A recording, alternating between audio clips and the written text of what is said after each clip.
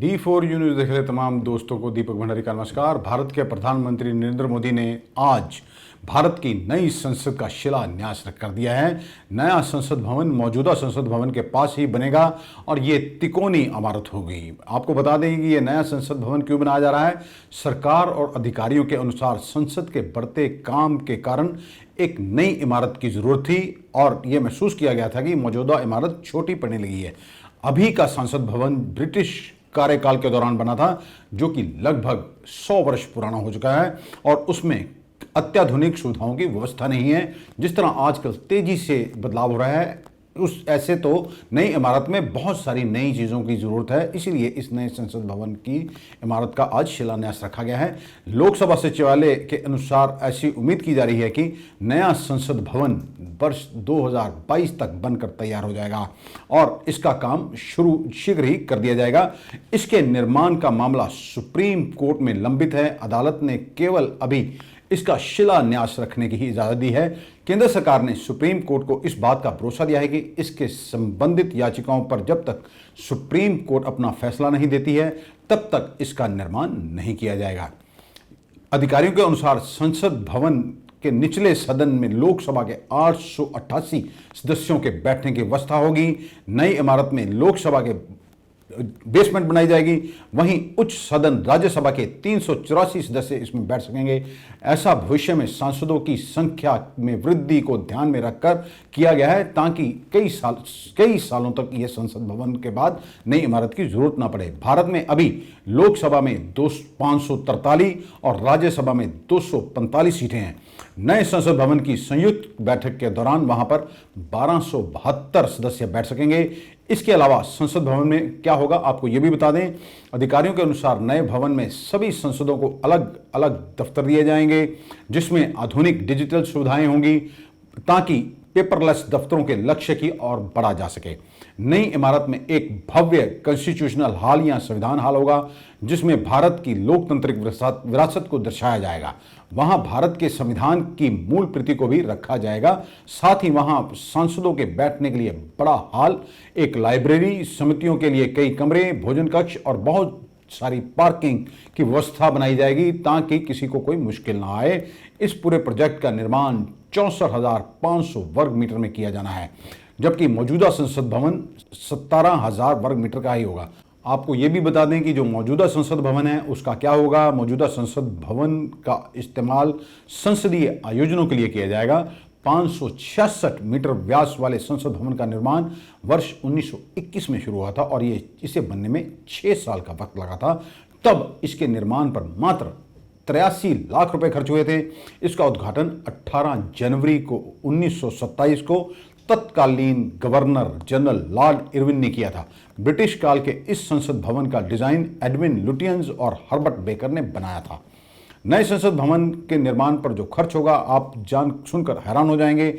इस भवन के बनने के लिए करीब करीब 1000 करोड़ रुपए की लागत आने का अनुमान बनाया गया है। इस इमारत का ठेका टाटा प्रोजेक्ट्स लिमिटेड को दिया गया है। वर्ष 2020 के सितंबर में ही 862 करोड़ रुपए की बोली लगाकर इस ठेके को हासिल किया गया था। संसद भवन की इस नई इमारत के अलावा इस प्रोजेक्ट के तहत एक कॉमन केंद्रीय सचिवालय बनाया जाना है। वहां मंत्रालयों के दफ्तर होंगे। साथ ही राष्ट्रपति भवन से इंडिया गेट तक 3 किलोमीटर लंबे राजपथ को भी नया रूप दिए जाने की बात कही जा रही है। एजेंसियों की माने तो प्रधानमंत्री कार्यालय और उनके आवास को साउथ ब्लॉक के पास ले जाया जा सकता है, वहीं उपराष्ट्रपति के आवास को नॉर्थ ब्लॉक के पास ले जाया जा सकता है। प्रोजेक्ट के तहत उपराष्ट्रपति का मौजूदा आवास उन इमारतों में आता है जिन्हें गिराया जाना है। साथ ही नॉर्थ और साउथ ब्लॉक को संग्रहालयों में बदल दिए जाने की योजना भी है। दिल्ली के यदि इतिहास पर नजर दौड़ाई जाए तो दिल्ली कई बार तबाह हुई और इसका कई बार निर्माण हुआ। पहला प्रमाणिक इतिहास 8वीं शताब्दी से मिलता है। उस वक्त दिल्ली पर राजा अनंगपाल तोमर का शासन था। अनंगपाल तोमर की सत्ता उनके बनाए गए लाल कोट किले से चलती थी। तमाम इतिहासकार इसी को वास्तविक लाल किला मानते हैं। इसके बाद पृथ्वीराज चौहान और सल्तनत काल का एक लंबा दौर गुजरा, लेकिन दिल्ली भारत की सत्ता का केंद्र बनी रही। मुगल बादशाह शाहजहां ने अपने साम्राज्य को चलाने के लिए लाल किले का निर्माण कराया। 1857 के गदर में अंग्रेजों से हारने और बंदी बनाकर बर्मा भेजे जाने तक अंतिम मुगल बादशाह बहादुर शाह जफर इसी लाल किले से अपनी सत्ता चलाते रहे। इसके बाद कुछ वक्त तक अंग्रेजी राज की राजधानी कोलकाता रही, लेकिन 12 दिसंबर 1911 को किंग जॉर्ज पंचम ने अपने ऐलान के साथ दिल्ली को फिर से भारत की राजधानी बना दिया। 1931 तक वायसराय और उनके सचिवालय के लिए नई बिल्डिंग्स बनाई गई और देश के आज़ाद होने तक यानी 1947 तक अंग्रेजी हुकूमत इन्हीं बिल्डिंगों के जरिए चलती रही। अब यानी वर्ष 2020 में केंद्र की मोदी सरकार इसी सेंट्रल विस्टा संसद भवन और दूसरे केंद्रीय मंत्रालयों के दफ्तरों को फिर से डेवलप कर इसे नया रूप देना चाहती है।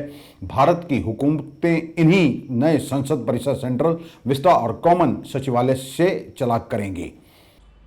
साथियों, नए संसद भवन का निर्माण नूतन और पुरातन के सह अस्तित्व का उदाहरण है। ये समय और जरूरतों के अनुरूप खुद में परिवर्तन लाने का प्रयास है।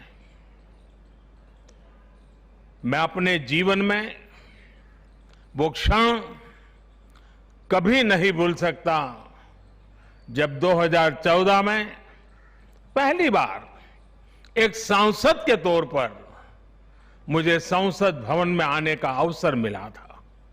तब लोकतंत्र के इस मंदिर में कदम रखने से पहले मैंने सिर झुकाकर, माथा टेककर लोकतंत्र के इस मंदिर को नमन किया था।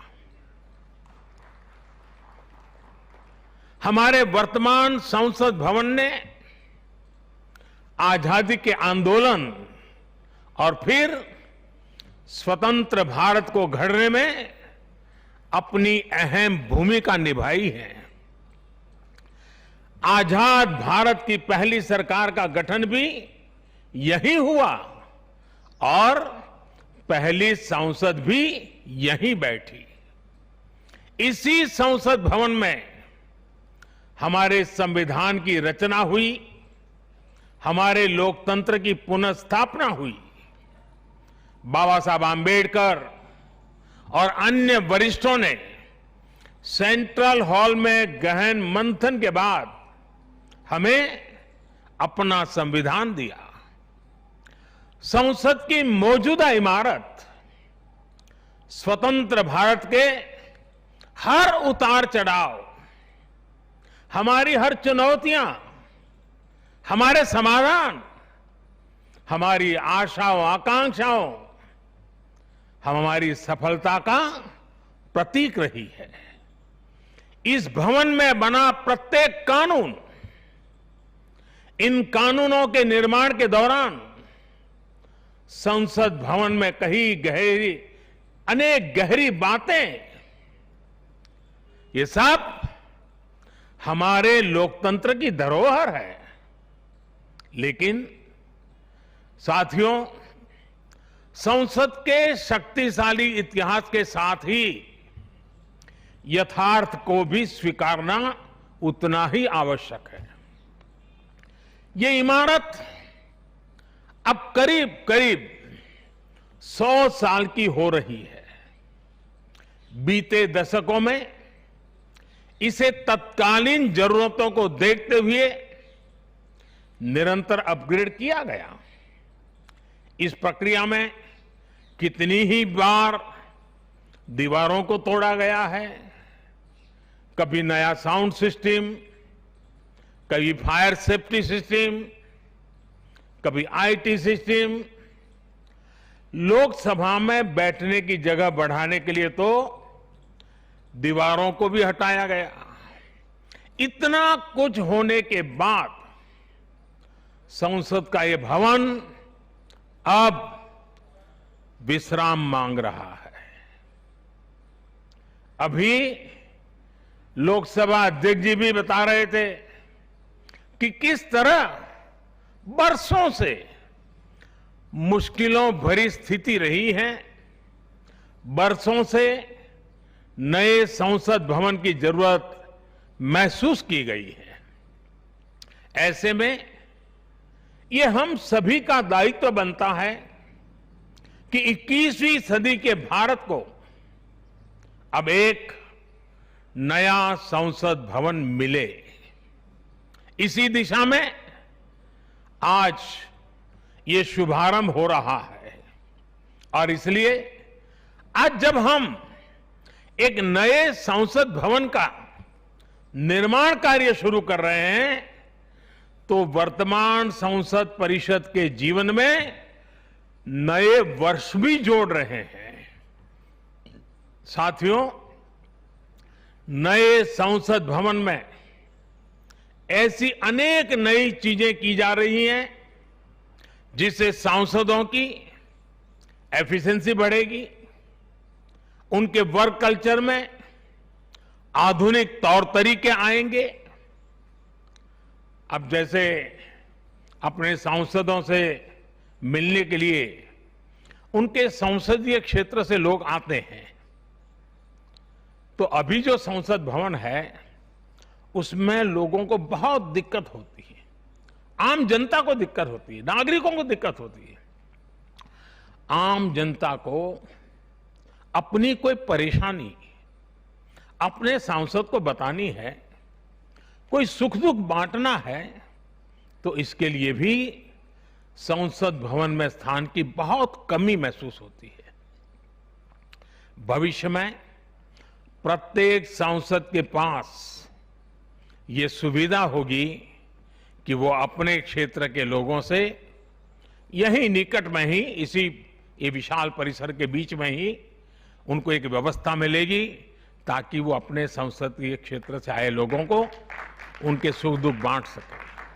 साथियों, पुराने संसद भवन ने स्वतंत्रता के बाद के भारत को दिशा दी, तो नया भवन आत्मनिर्भर भारत के निर्माण का गवाह बनेगा। पुराने संसद भवन में देश की आवश्यकताओं की पूर्ति के लिए काम हुआ, तो नए भवन में 21वीं सदी के भारत की आकांक्षाएं पूरी की जाएगी।